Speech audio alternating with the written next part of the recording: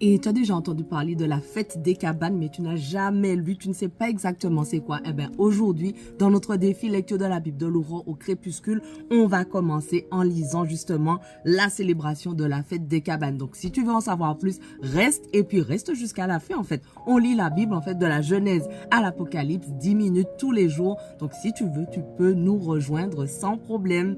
Merci Seigneur parce qu'aujourd'hui encore, tu vas nous parler. Merci parce que ta parole, elle est vivante. Merci parce que tu nous permets de comprendre les passages chaque jour et bénis tous ceux qui sont avec moi dans ce défi au nom de Jésus. Amen. Alors, je vais reprendre le verset 14 pour bien se mettre dans le contexte. Néhémie 8, verset 14. Voilà.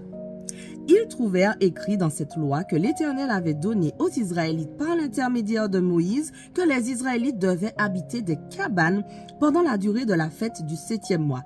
Alors, ils firent publier dans toutes leurs villes et à Jérusalem la proclamation suivante. Sortez dans la montagne et rapportez-en des branches d'olivier cultivées et d'oliviers sauvages, de myrte, de palmiers et d'arbres touffus pour faire des cabanes comme cela est écrit.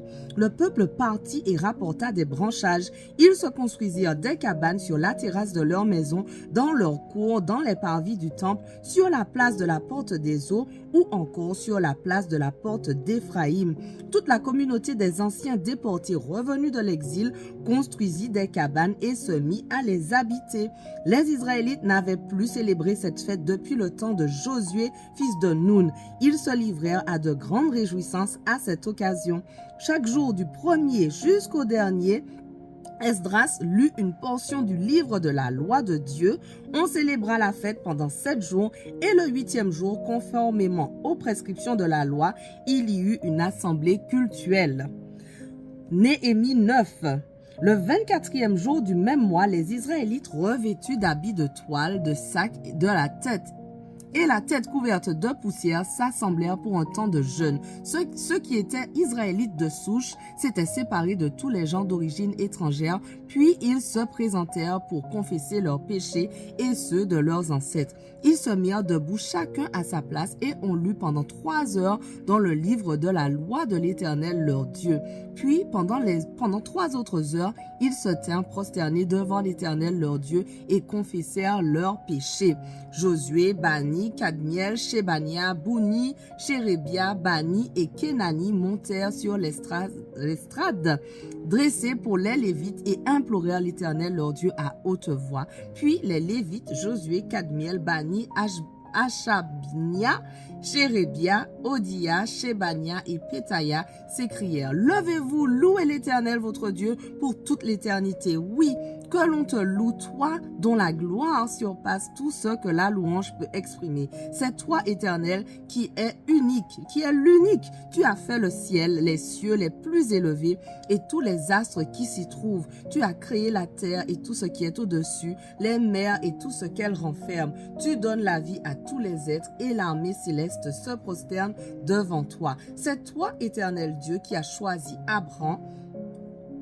Tu l'as fait quitter Our des Chaldéens et tu lui as donné le nom d'Abraham.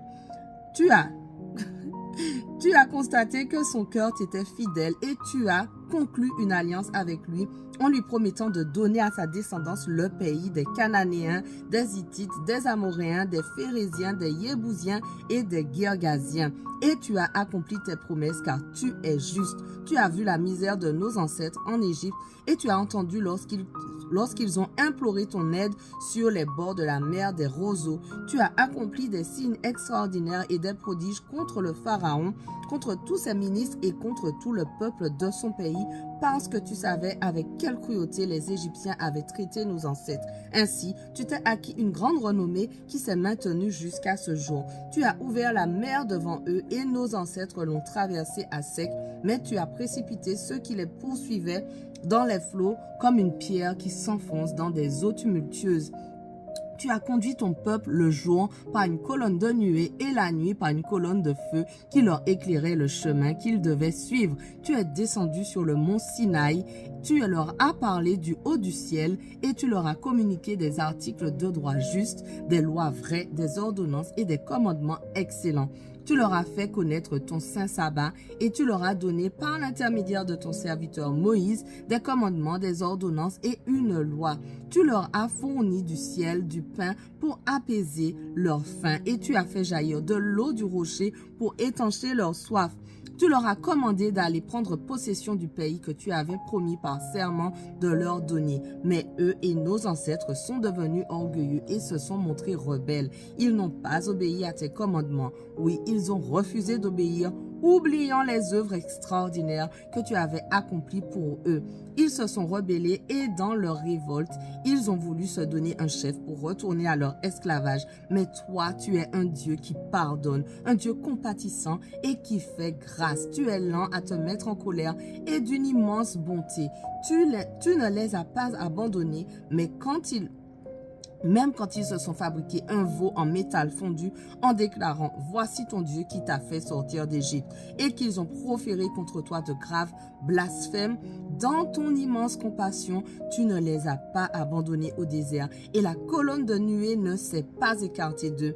Elle a continué à les guider le jour sur le chemin et pendant la nuit, la colonne de feu n'a pas cessé d'éclairer pour eux la route qu'ils avaient à suivre. Tu leur as donné ton bon esprit pour leur accorder du discernement. Tu ne leur as pas refusé la manne dont tu les nourrissais et tu as continué à leur donner de l'eau pour étancher leur soif. Pendant 40 ans, tu as pourvu à leurs besoins dans le désert et ils n'ont manqué de rien. Leurs vêtements ne se sont pas usés et leurs pieds ne se sont pas enflés. Tu leur as permis de conquérir des royaumes et des peuples et tu leur as donné en partage des territoires de ceux-ci jusqu'à leurs frontières. Ils ont pris possession du pays de Sion, roi de Heshbon, et de celui d'Og, roi de Basan. Tu leur as accordé une descendance aussi nombreuse que les étoiles du ciel et tu les as conduits dans ce pays que tu avais ordonné à leurs ancêtres d'aller conquérir. Leurs descendants y sont entrés et en ont pris possession.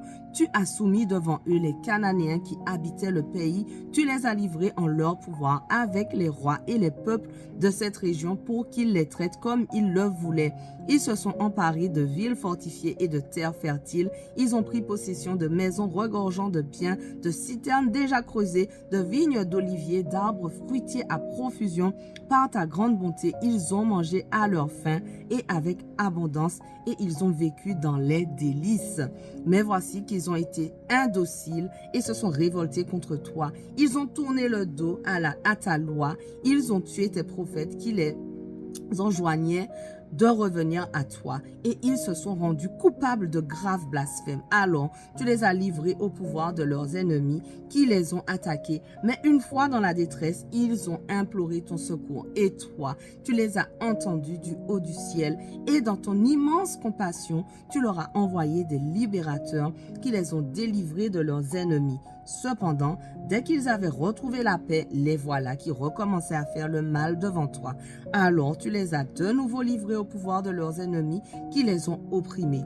De nouveau, ils ont imploré ton secours et toi, tu les as entendus du haut du ciel et dans ta grande compassion, tu les as délivrés maintes et maintes fois.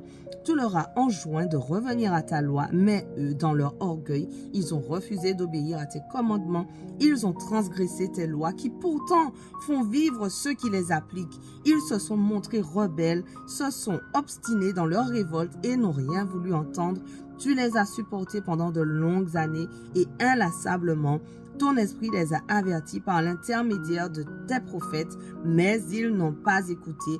Alors tu les as livrés aux nations étrangères. Mais même alors, dans ta grande compassion, tu ne les as pas complètement anéantis et tu ne les as pas abandonnés, car tu es un Dieu compatissant et qui fait grâce.